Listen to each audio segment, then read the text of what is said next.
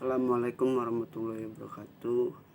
Yang terhormat Ibu Pembimbing filsafat dakwah serta teman-teman yang saya banggakan. Baiklah, saya sebagai moderator dari kelompok 2 ingin memaparkan makalah kami yang berjudul Metode Filsafat, yang mana akan dibacakan Rahma Wildasari dan Clara. Baiklah, kepada pembaca pertama, Rahma Wildasari, kami persilakan. A. Macam-macam metode dalam filsafat. Barangkali jalan terbaik adalah dengan melihat secara konkret tentang metode yang digunakan setiap atau orang filosof dan penjelajahan filosofisnya. Sepanjang sejarah filsafat telah dikembangkan sejumlah metode filsafat yang berbeda. Macam-macam metode dalam filsafat yaitu 1. Metode kristis, 2. Metode intuitif, 3. Metode analisis abstraksi. Sedangkan metode filsafat menurut Surigio sebagai berikut: 1. Metode kristis, 2. Metode intuitif, 3. Metode skolastik, 4. Metode geometris, 5. Metode empiris, 6. Metode transendental, 7. Metode fenomenologis, 8. Metode dialektis, 9. Metode neosofistis, 10. Metode analitika bahasa. Dengan penjelasan sebagai berikut. 1. Metode kristis. Metode kristis bersifat analisis, istilah dan pendapat, merupakan hermeneutika yang menjelaskan keyakinan dan memperhatikan pertentangan. Dengan jalan bertanya atau berdialog, itu bisa membedakan, membersihkan, menyisihkan, dan menolak, akhirnya ditentukan hakikat. Baiklah, saya akan meneruskan membaca materi dari Rahma. 2. Metode intuisi. Metode ini dengan jalan introspeksi intuitif dan dengan pemakaian simbol-simbol diusahakan pembersihan intelektual atau bersama dengan pencucian moral, sehingga tercapai penerangan pikiran. Bergson dengan jalan pembaruan antara kesadaran dan proses perubahan tercapai pemahaman langsung mengenai kenyataan. 3. Metode skolastik. Metode ini bersifat metode sintetis deduktif dengan bertitik tolak definisi atau prinsip-prinsip yang jelas dengan sendirinya.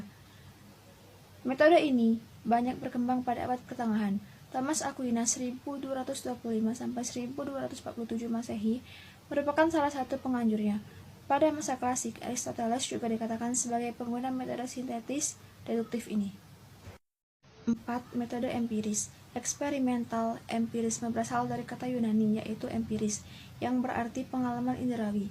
Oleh karena itu, empirisme dinisbatkan kepada paham yang memilih pengalaman sebagai sumber utama pengenalan, dan yang dimaksudkan dengannya adalah baik pengalaman lahiriah yang menyangkut dunia maupun pengalaman batiniah yang menyangkut pribadi manusia. Pada dasarnya, empirisme sangat bertentangan dengan rasionalisme. 5. Metode transcendental.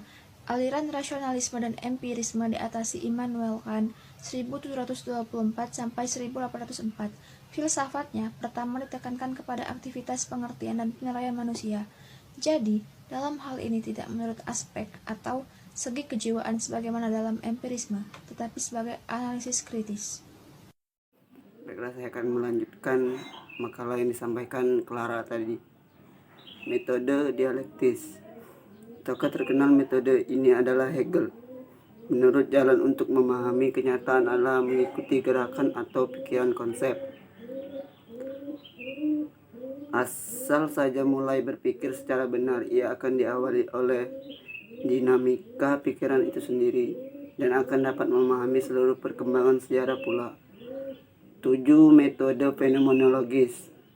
Fenomenologis adalah suatu aliran yang membicarakan tentang segala sesuatu yang menampakkan diri atau suatu aliran yang membicarakan gejala.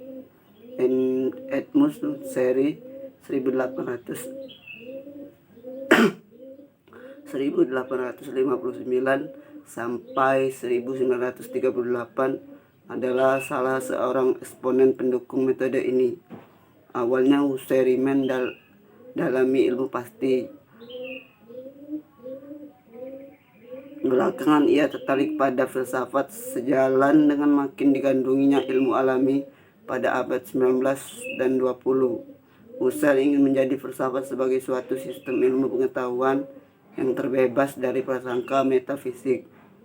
Sistem seperti ini tentu memerlukan pemahaman dasar yang jelas dan sistematika yang ketat. Kemudian metode analistika. Bahasa metode dengan alasan analistika pemakaian bahasa hari-hari ditentukan sah atau tidaknya ucapan-ucapan filosofis. Takut terkemuka dari aliran ini adalah Ludwig Wittgenstein 1889 sampai 1951.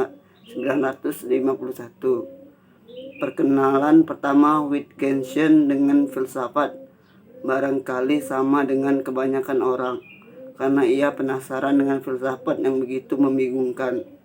Setelah ditelitinya, ia menemukan bahwa kebingungan ini banyak disebabkan oleh bahasa filosofis yang rancu dan kacau. Oke, sekian paparan makalah kami dari kelompok 2. Kepada teman-teman yang ingin bertanya, silakan komen di WhatsApp di grup MK Filsafat Dakwah. Sekian dari kami, terima kasih. Wassalamualaikum warahmatullahi wabarakatuh.